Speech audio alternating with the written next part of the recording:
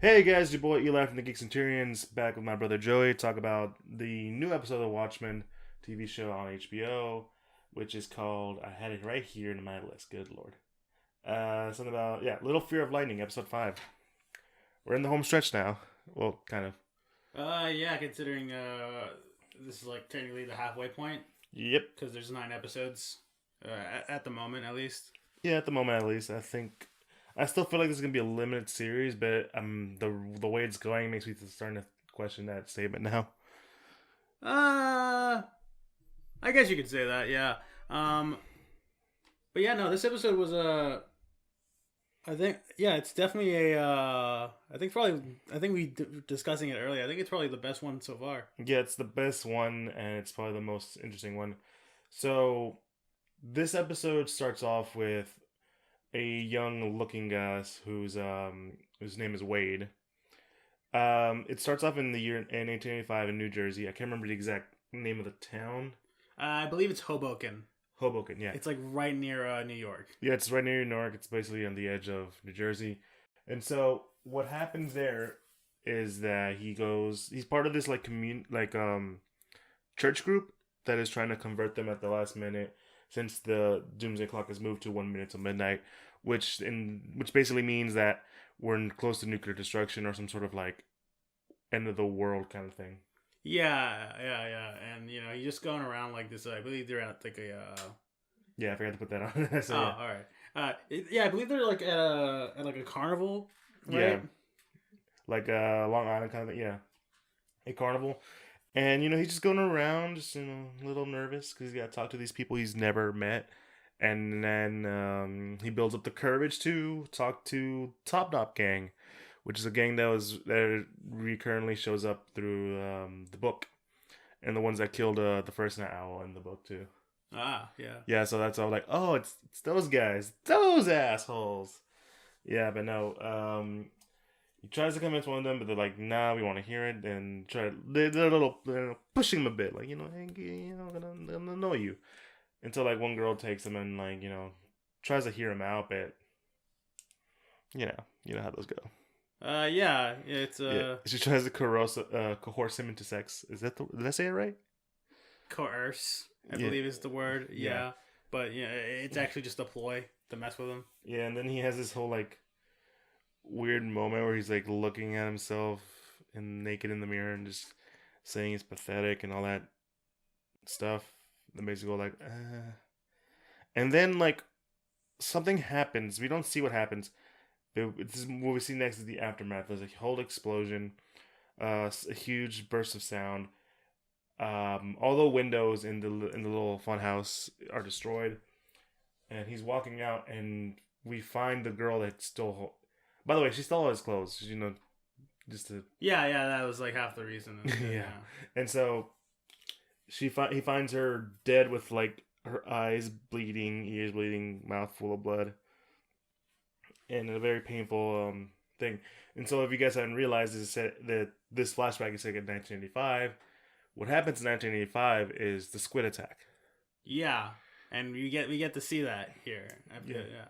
Yeah, and we find out that some people did survive, and it just pans out all the way to the squid attack, in which we were like, "Oh, there's that squid, the good old Squiddy, good old Squidward." I guess that's a name for him. That's the name I'm giving him now. No, and then we go back to Wade in current time, 2019. He's basically psychoanalyzing a bunch of people whenever they're being testing out a product. Yeah, So, he's like what, market researcher. yeah, guy? he's a market researcher. That's his cover while he's under a cop or whatever. Yeah, kind of like how Angela is like a baker, Yeah. and so he's basically saying they show off a commercial trying to get people back into coming into New York. They leave a little like joke about saying, the only squid here is the one we get to eat, and I'm like, oh no, no. So yeah, you got anything else to say about that joke? No, I mean, it was it was a whatever joke to me. I mean, and it's just like I think Wade's just like, yeah, they don't really like it. They don't like the thing, because that he commercial. could tell, and it's as we know, Wade Looking Glass knows like people. He knows what their reaction, their facial, and all that good stuff, um, facial expressions. So when they're doing that, so that's how he explains to them that no one really wants to go back to New York. That was a horrible experience. You just like more like I wouldn't say pushing buttons, but like you're not gonna get them to say what they're actually thinking. Yeah, I guess like they definitely sort of like compare it to a lot of like other national tragedies, like honestly, like I think throughout the episode they sort of refer to the event sometimes as like 11/2. Yeah, which is I think I want to say it was the date that it was attacked. Yeah. It makes sense. It sort of like comes off as like kind of using like the similar terms that we use for like Sorry, good. for like stuff like 9/11. Yeah. So I find that sort of interesting. Yeah, so then we get to Lori, and she's basically explaining, hey, we find this area because clearly the Seventh Cavalry is heading out in some kind of church. We find that church, we find where they're at, Yeah. and so we go from there. Angela's trying to like get him to talk about the pills that she gave him earlier, the pills that had the information that could be vital to finding out what happened in Jed, and so we find out that Laurie's actually kind of bug his plant. Yeah, like she has his desk bugged, and like she sort of like hears the conversation about the pills, and because now she's interested. yeah, And so we go from there. I say that a lot. So we go from there, we go from there. I said that a lot, don't I? I guess Yeah, I don't notice it. yeah. Well, so essentially, it's established that she's onto him, and then we find out Wade's sort of living condition. He's by himself at home. He gets his bills. He's had a relationship with someone. We don't know how far that relationship went. I think they were probably married. Yeah, I think it's implied that like Yeah. they're married. And he's just sitting there eating his can of beans, just like good old Rorschach in the books, watching American Hero Story, which you were surprised by this, and I have to explain this to you, but it showed off Hood's Justice and His sidekick, however.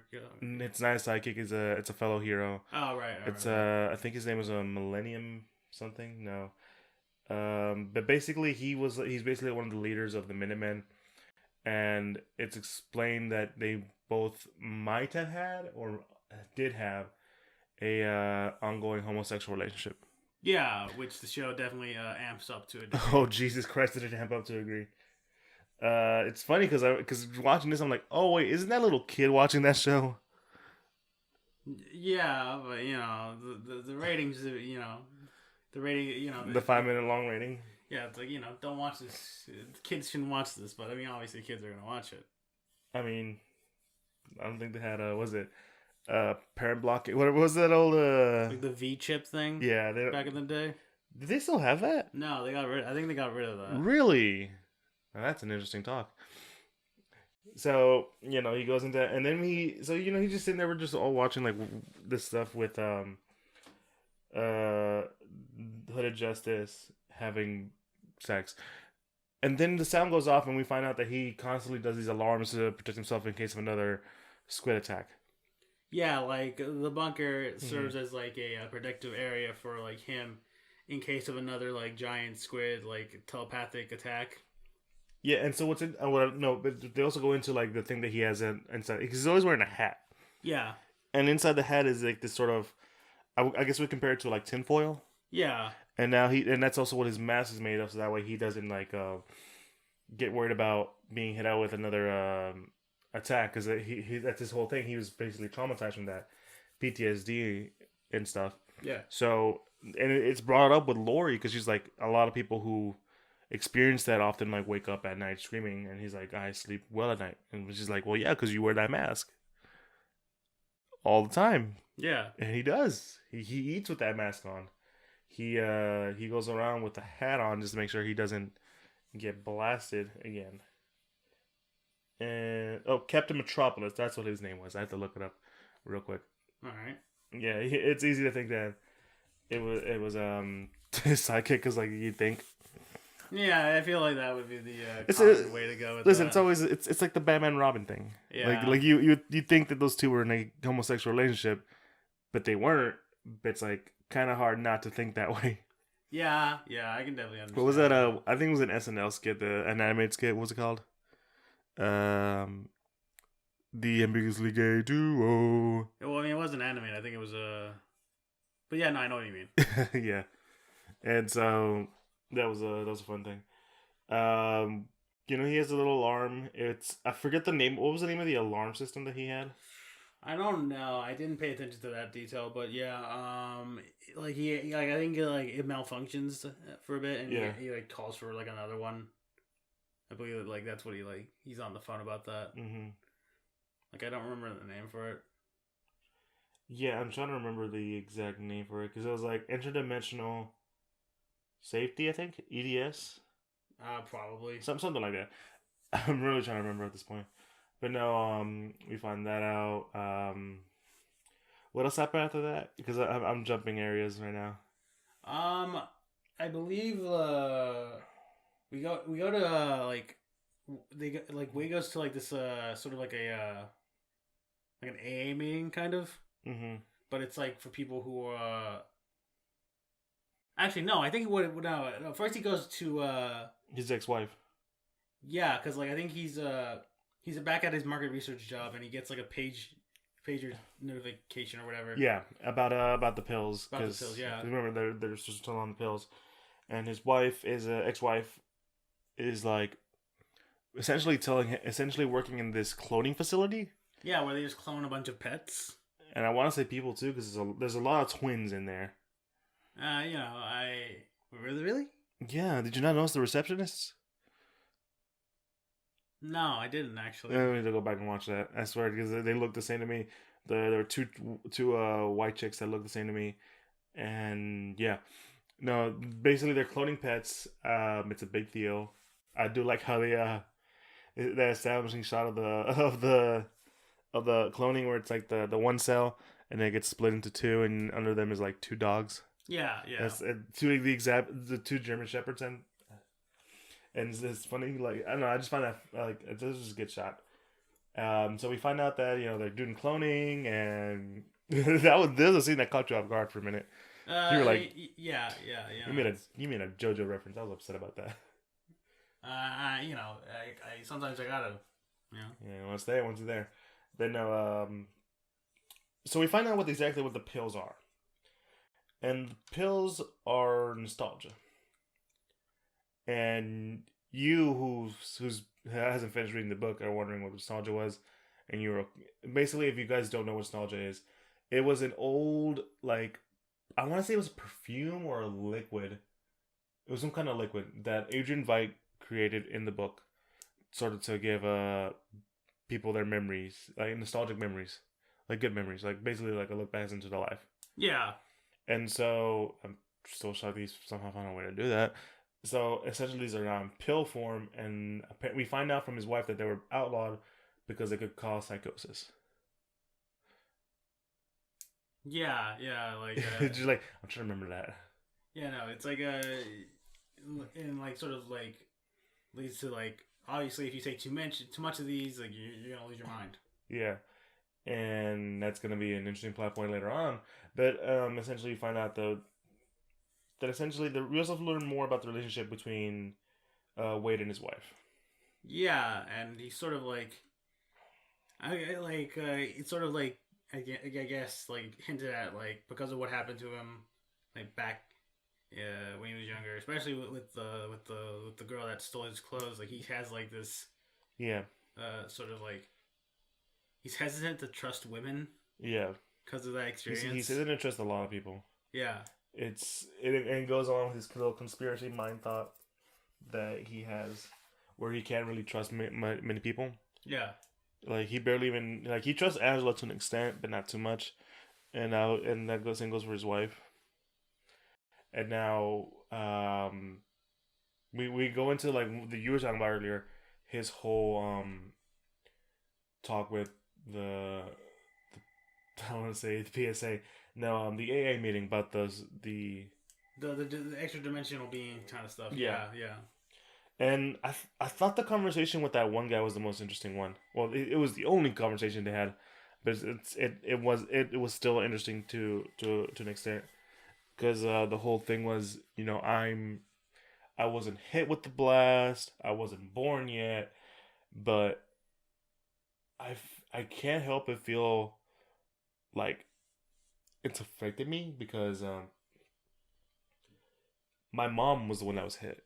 Yeah. She survived, and I'm wondering if like those things that happened to me are because of what happened to my mom, and it just goes further into like they're all disdain and they're all their fear of like the impending doom that is another squid attack, even though we both know it's probably not gonna happen again. Yeah. They sort of do that thing like Wade. I think also try to like project a show of strength that like listen, it's gonna be all right at the end. Yeah, and he goes into like the big reason as to why Adrian Veidt did it. Well, him not knowing that was the reason why. Yeah. Because like the whole reason why Adrian Osmandius did the whole squid thing was because one, they were in a nuclear warfare with Russia, the U.S. They were both on the edge of like blowing each other up. Like even he says that they were gonna nuke us, and we had every ability to nuke them back if they did.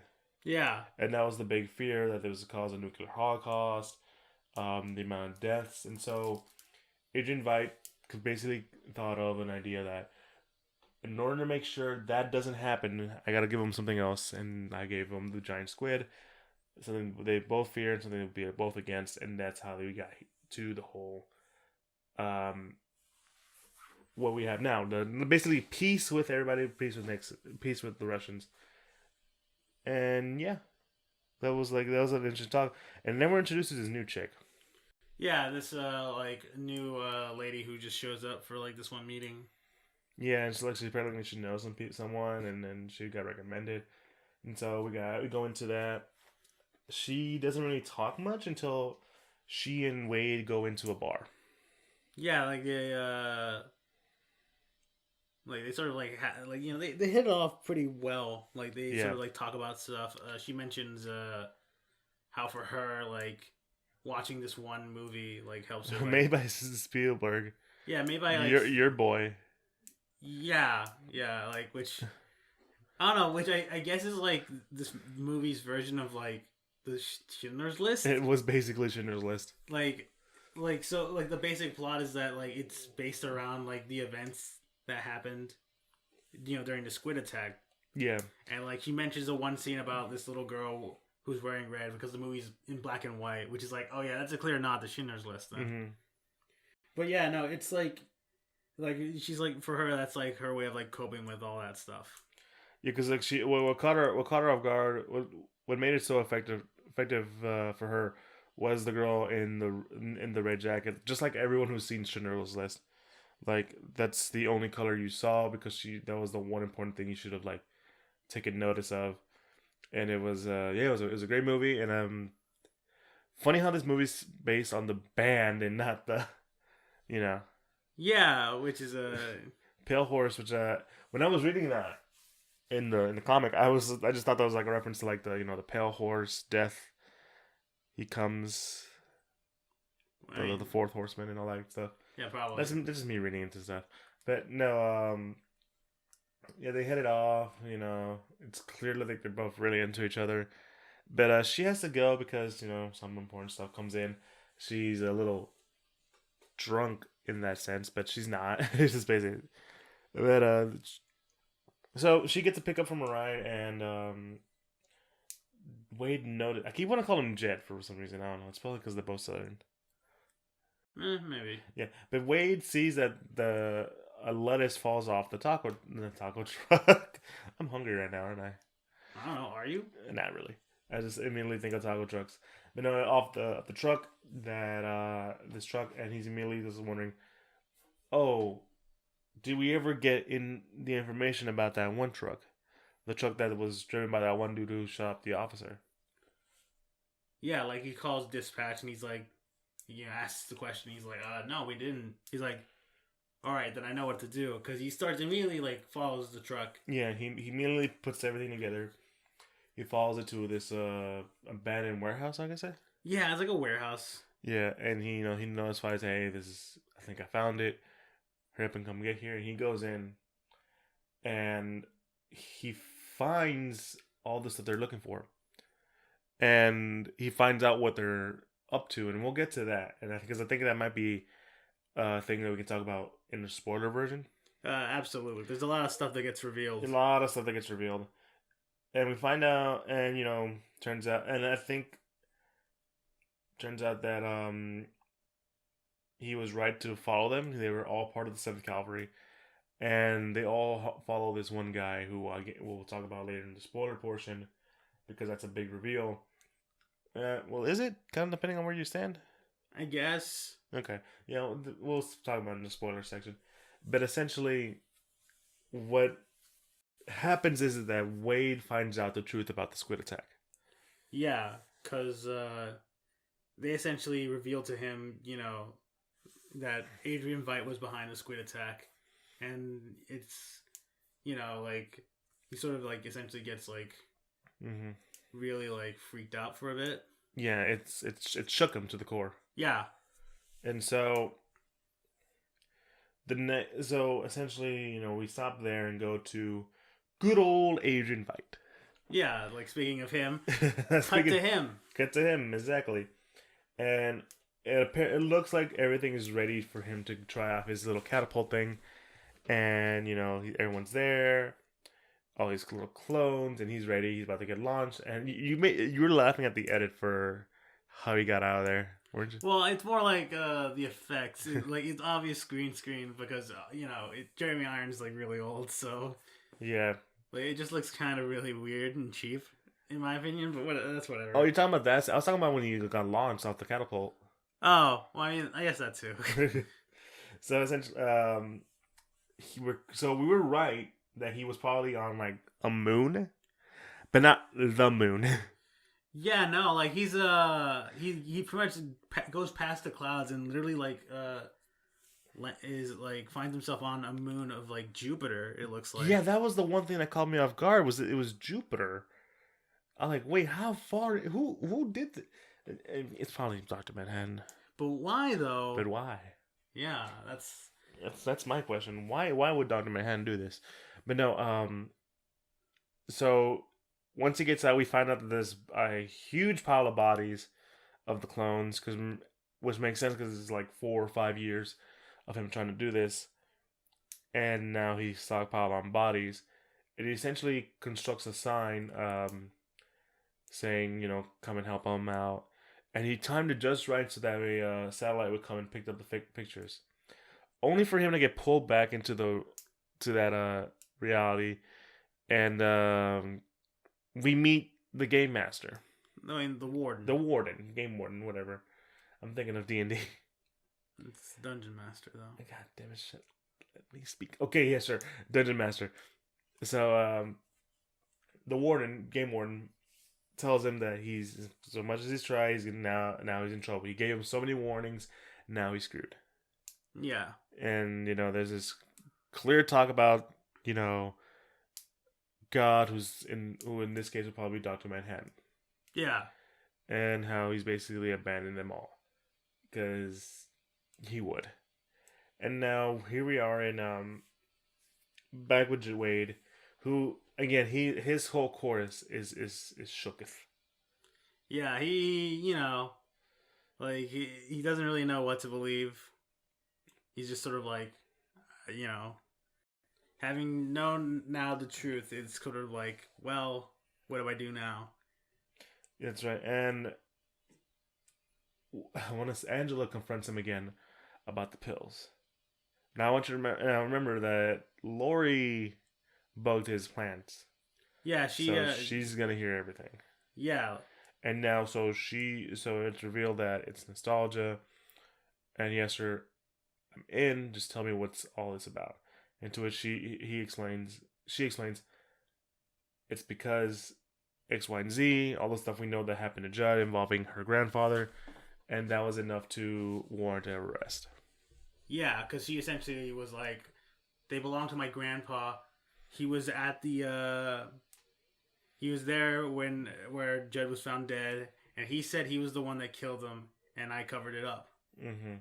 To which then, leads to Lori trying to arrest her. And she does something that we're going to get into, and let's just say it was not a good idea. It's definitely not a good idea. It's going to lead to the next episode, which I'm very excited for. Yeah. Yeah, and so Wade goes home. He's gotten his package because earlier he destroyed the power box to his alarm system because it kept malfunctioning. He got it now. He got a new one. And it was the alarm that helps him practice if there was another square attack. But now that he knows, he kind of just like throws it out. Yeah, but then immediately goes back to Yeah, that's the funny part. And then it sadly ends in a way that I'm like, I don't know. I don't want this to happen. But we'll wait and see. Yeah, the ending to the episode is definitely sort of like a kind of a cliffhanger. Yeah. At least in terms of what happens to Wade. But yeah, it's a bit of a somber note. So, as a whole, what would you give this episode? Well, I mean, I think like we said earlier, I think this is probably the best episode so far. Yeah, which is very like, I guess it just like we get to learn a lot about Wade, like his mannerisms, like pretty much like his history. Yeah, and all that stuff, which kind of it's like super like it's pretty interesting to learn about that stuff. Yeah. And also like the stuff that he stumbles upon and like what's revealed to him is essentially like all good stuff. But also leaving for more future stuff that we're all looking forward to. Yeah, and like it's sort of like now like stuff is happening, especially with Angela, because when we get there, we're gonna get there. Yeah, we're gonna find out a lot of stuff, and we're also gonna know why both groups are doing some sort of weird stuff. Yeah. For me, I think this is so far my favorite episode. Yeah. Because there's so much going on, there's so much reveal, and I didn't really pay attention to the time. It didn't feel long to me. Like I was like, wait, it's over? Really? Yeah, because usually like, these episodes are like hours long, I think. Yeah, and this one was like, I want to say it was also an hour long, but it felt, the pacing didn't affect me at all. Yeah, like it's pretty evenly paced. You get a lot of ups and downs, a lot of suspense in terms of like Wade going through this 7th cavalry hideout. Yeah, and it's sort of like you're kind of like, it's sort of like the moment where like, oh shit, what happened? What's gonna happen now?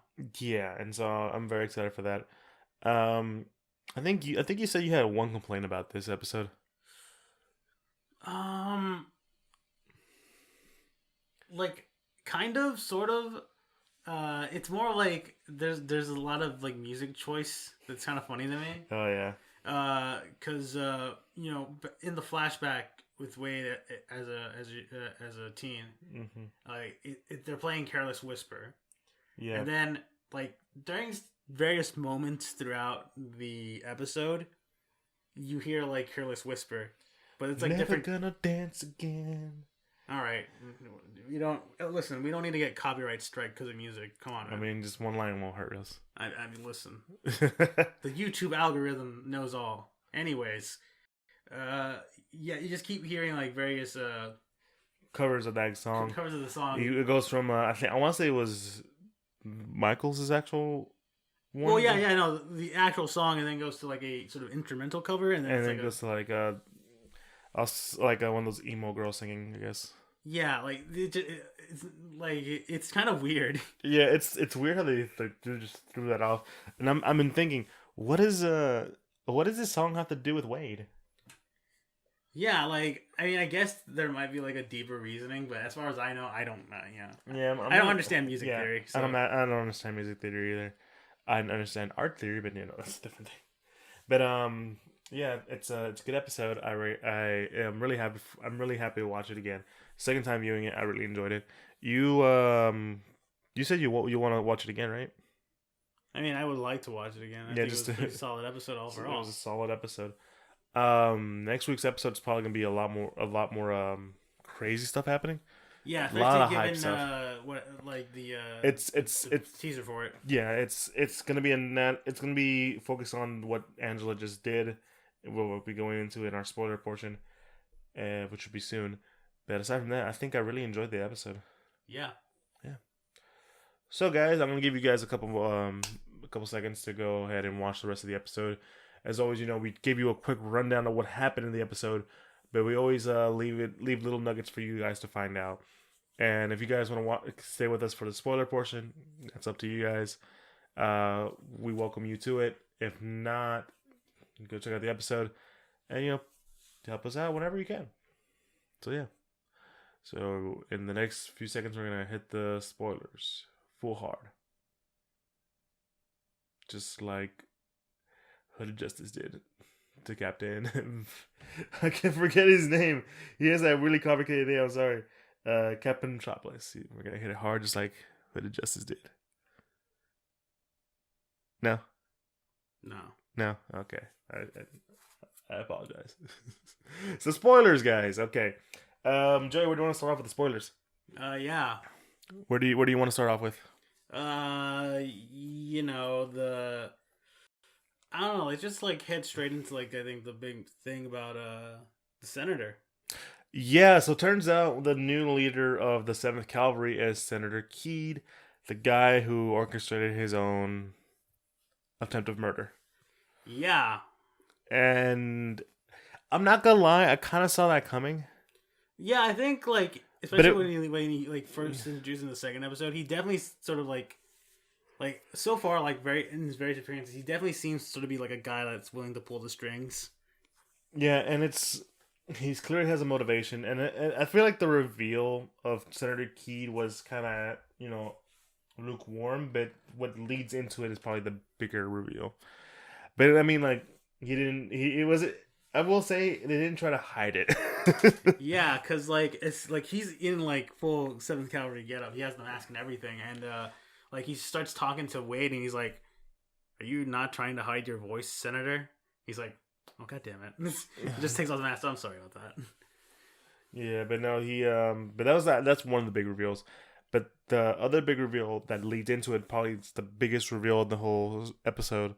Yeah, is that I would say Robert Redford, but he is involved. Adrian Veidt's plan about the Square Side goes even further than we thought. Now he also planned the victory of Robert Redford as president of the United States. Yeah, because the thing that happens is that the Senator Keed pretty much shows Wade this video that he was shown when he was elected. Mm-hmm. As senator, because apparently this is just something that the government knows, but doesn't want to tell the populace, I assume.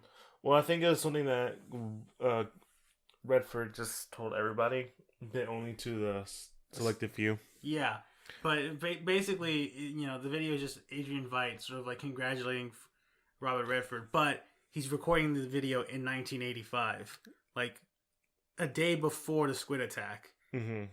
And he's pretty much he tells him about his plan that now that Robert Redford's elected, Adrian Veidt has a new plan to essentially continue humanity forward or something like that. Yeah, because that's this whole big thing. Yeah. And now we're in the fact that Adrian Veidt was able to somehow, some way, make sure that Robert Redford became president is probably the most what the fuckery in the whole episode. Really, that's the thing. Oh, I mean that's from my opinion, because that means how deep is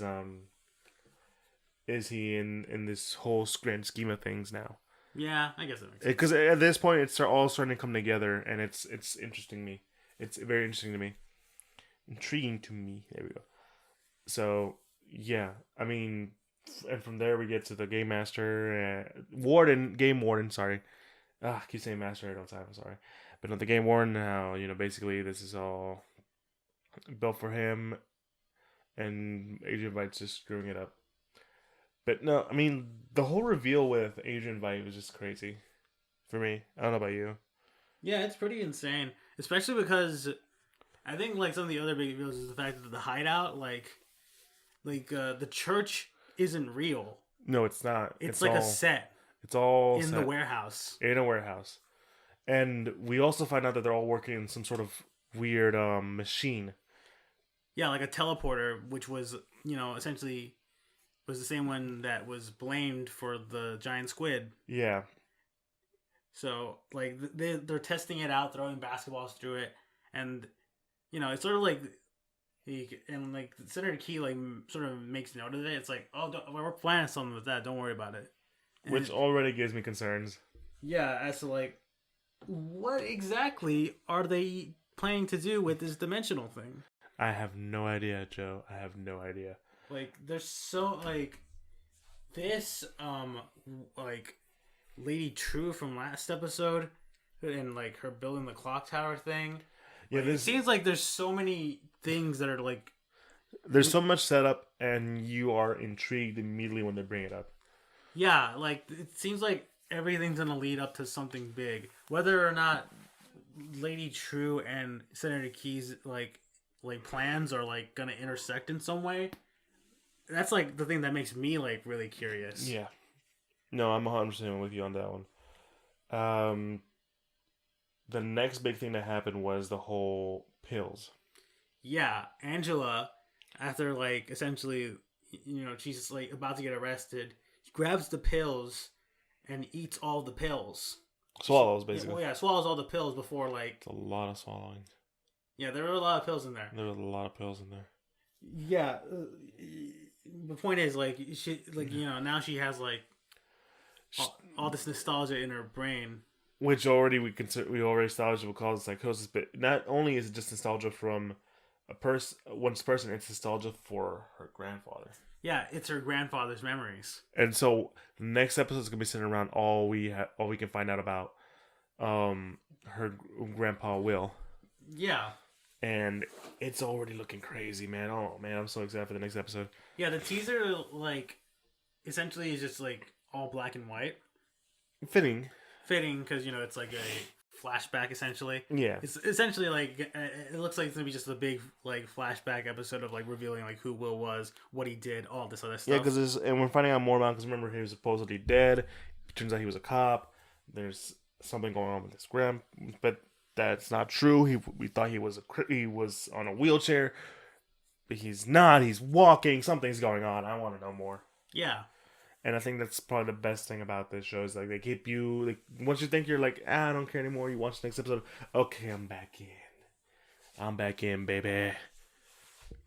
Yeah, I guess it's that's sort of they're they it's easy for them to hook people. Yeah. With their with that sort of wondering stuff. Works better than a mystery box. Well, I don't know. It still feels like a mystery box though. Yeah, I mean, it's a better written mystery box. Yeah. So what else was there? Actually, the fact that Senator Key also mentions Judd was involved is obviously that's involved. Right. Judd was involved, so it pretty much maybe confirms that Judd was part of the 7th Cavalry. Yeah, because he mentions that his crew and Judd's crew were working together to do stuff.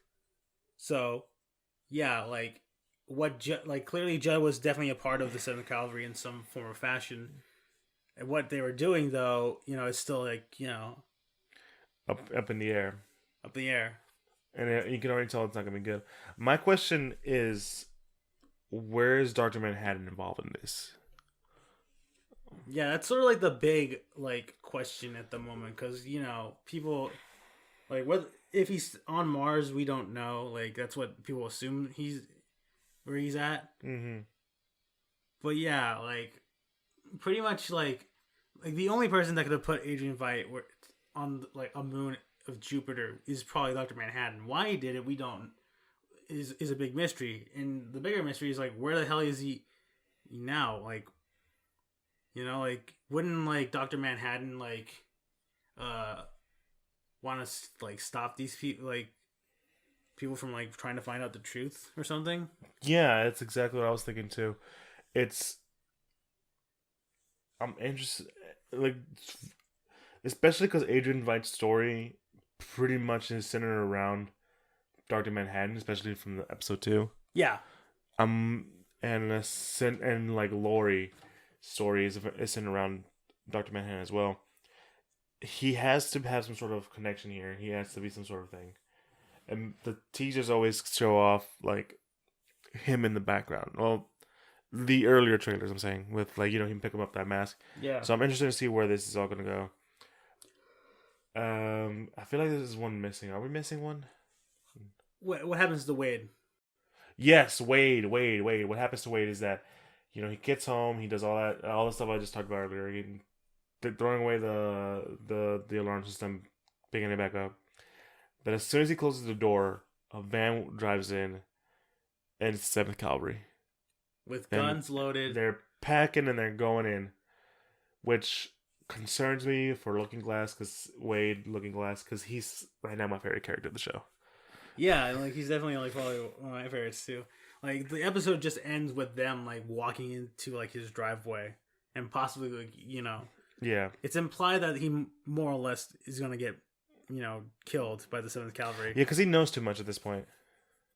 Yeah, at this point he definitely knows a bit too much. Although granted, Senator Key, Senator Key like was sort of like, I need you to take care of Angela for me. Get her away from all this. Get her away from like this whole scenario, so that way I can keep going with this plan. So that way she doesn't, disrupt the plan. Yeah. Which, I guess, was sort of like, which to be fair, like Looking Glass, like, kinda went with it. Mm-hmm.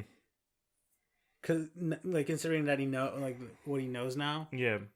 But I'm guessing, that probably the senator decided to cut loose ends like Looking Glass. Yeah, to make sure nothing bad happens. Yeah, especially because I'm assuming that Laurie would want to at least ask Looking Glass about his involvement in Angela's whole thing. So yeah, but I mean, hopefully, I don't know, like. I really want to believe like Looking Glass somehow finds a way out of this situation, but I don't know. He doesn't look like to be the physical type. Yeah, he doesn't look like to be the fighting kind of guy. So, yeah, it's a lot of fun. There's a lot of what's gonna go happen now. I don't even know anymore. I just want to know if my boy Wade is gonna be okay. That's all I want. But no, I think that's about all I can talk about this episode. Yeah, I think we've hit all the spoilers, and I think, we summed up our thoughts. This is definitely probably the best episode by far. Yeah, it's hard to keep it talking about it because it's a very straightforward show. Yeah, especially this episode. Like, yeah, it was super. It goes like, like point A to point B. Yeah, because where the last week's episode was more like, well, nothing much is going on. We're just retreading. That's why we had to there wasn't really much to talk about. This one's like more, okay, this is happening now. This is happening now because this is happening now. This is happening. This is happening. This is happening. This is happening. This is happening. All the way to the point where I'm out of the camera. But basically, it's a lot more. It hooks you a lot more. Yeah, absolutely. And I'm very interested to see how this all goes along. So yeah, I got nothing else to say. How about you? No, I think we summed up all of our thoughts. I think that's a good place to end it. Yeah, so that's pretty good. If there's any other shows we'll probably review them. We'll just let you guys know. But yeah, that was our review. Talk about episode 5 of I almost called it the Geek Centurions, but this is not episode 5. This is episode 5 of the Watchmen review. Little Fear of Lightning, which kind of which hearing that title makes a lot more sense. Lightning. Fear of Lightning, the whole squid attack. Yeah. That makes a lot more sense. Yeah. Now, so this has been our review for it. Be sure to catch us on social media with Twitter. Twitter's coming up soon. Instagram and Facebook. We're also on YouTube, where you'll be able to watch the video version of this episode. And yeah. Be sure to subscribe to that, bell icon, all that good stuff. All the stuff that you would know that comes with the YouTube. Come on, guys. Be sure to subscribe to us to know when these guys are coming out. Bell, yeah. You can hear us on Castbox, Google Podcasts, Apple Podcasts, Pandora, and Spotify. We'll be working on some more places to send our audio episodes out. But aside from that, yeah, that's about it. It's a pretty good episode. I really like it. Well, it's time to sign off. Joey, start off. Well, it's been me. Bye. It's been your boy Eli from the Geek Centurions. We're signing out. Peace.